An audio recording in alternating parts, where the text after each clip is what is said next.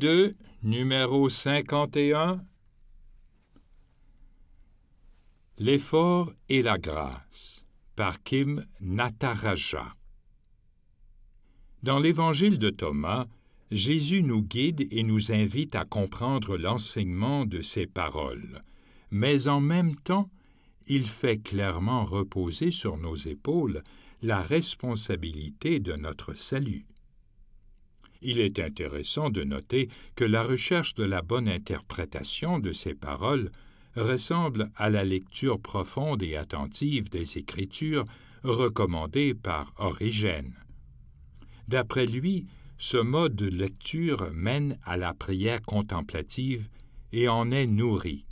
Il considérait que ce rendez-vous de l'intuition profonde avec le texte permet une rencontre avec la présence du Christ et conduit ainsi à comprendre la vraie signification spirituelle des Écritures.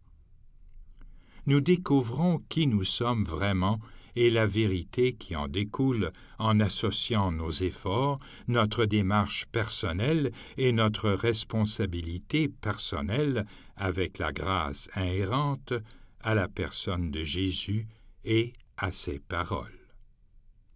Jésus disait « S'ils vous disent « D'où êtes-vous » dites-leur « Nous sommes sortis de la lumière, du lieu où la lumière est née d'elle-même, s'est établie et manifestée dans votre image. S'ils vous disent « Est-ce vous » dites « Nous sommes ses fils et nous sommes les élus du Père vivant. » Jésus nous montre donc très directement dans cet évangile notre origine divine. À nouveau, l'accent est mis sur la présence de Dieu, le royaume qui est en nous, et même plus, parmi nous à chaque instant.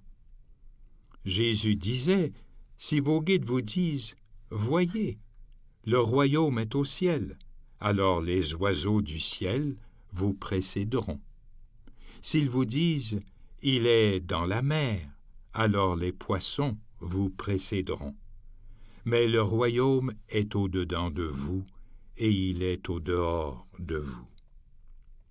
Cette insistance sur l'étincelle de Dieu que chacun de nous porte en soi était la foi de la plupart des pères de l'Église, comme Clément d'Alexandrie et Origène. C'était considéré dans les premiers siècles comme une doctrine apostolique. John Main a totalement hérité de cette tradition. Il regrettait que les hommes et les femmes de notre temps aient perdu le support d'une foi commune en leur bonté fondamentale, leur sagesse et leur intégrité intérieure. Et il invitait à prendre conscience du potentiel de l'esprit humain plutôt que des limites de la vie humaine. Mais c'était également un principe majeur des gnostiques. C'est peut-être la raison pour laquelle ce point de vue a plus tard été discrédité et supplanté par l'interprétation orthodoxe, qui soulignait que si nous étions faits en vérité à l'image de Dieu, cette image était entièrement détruite par le péché. Nous ne pouvions être sauvés que par la seule grâce du Christ. Nous ne pouvons rien faire par nous-mêmes, ce qui est à l'opposé du message de l'Évangile de Thomas. Il est facile de voir que cet accent mis sur l'effort personnel et la compréhension intuitive profonde, plutôt que sur la seule foi dans l'enseignement reçu, a mis l'Évangile de Thomas hors du canon des Écritures orthodoxes reconnues au IVe siècle.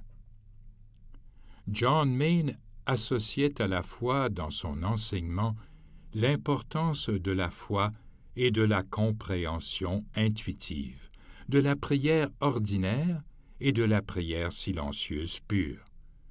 Ce n'est que par la foi en notre origine divine et notre lien à Dieu que nous pouvons méditer fidèlement en toute confiance.